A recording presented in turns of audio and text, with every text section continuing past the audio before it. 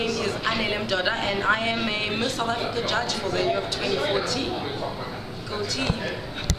I was a judge last year, but I mean last year I did a few regionals, and from the regionals, the organizers from Miss South Africa as well as Sun International, they were very happy with me and they were like, you know, please join us again. And also they were like, you have a way of putting the girls at ease because, you know, I'm generally a clown. I like it. I've always liked the institution of South Africa since I was a kid, and you know, I've always wanted to be part of it, and it's amazing that I can, you know, be on this platform and be a judge. We must allow people to use what they have to get ahead, and the only reason that you have a problem with beauty pageants is because the world is generally nasty to pretty people, and we should be, because life is easy for pretty people. Yeah, they get stuff for free all the time. Ask them always. So if you walk in and you are striking to 20 people, then so be it. You are beautiful to those 20 people. If you are striking to 2 people, then so be it. You are striking to 2 people. The thing about South Africa is we have to find the person who is going to be striking to most of the country. But those things come afterwards. First things first, please be pretty.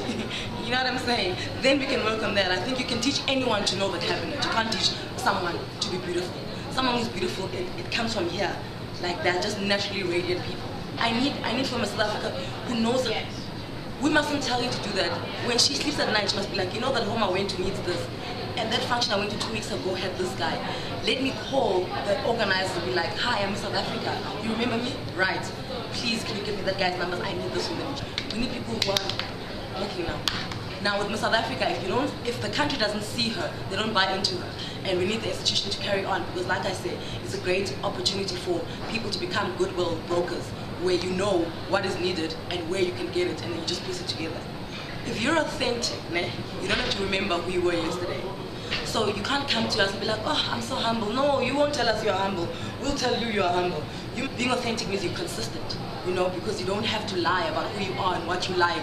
If you don't like beetroot, don't like beetroot, then no one cares, you know what I'm saying? The spotlight is easy, just stay out of it. No, really. You go in it to work, and when it's time for your personal things, you get out of it. So I just think that the only way you deal with the spotlight is your private matters mustn't be in the spotlight. And you're gonna sit on the reality show. There's a time when there's questions, What happens is they come with ready-made answers. Now the thing about a ready-made answer is it needs a ready-made question. So now I ask you a question, and you're not listening to my question. You're just waiting for me to finish my question so you can give me your answer about world peace and the children and the old people. And I'm like, no. I was asking, what's your favorite TV show?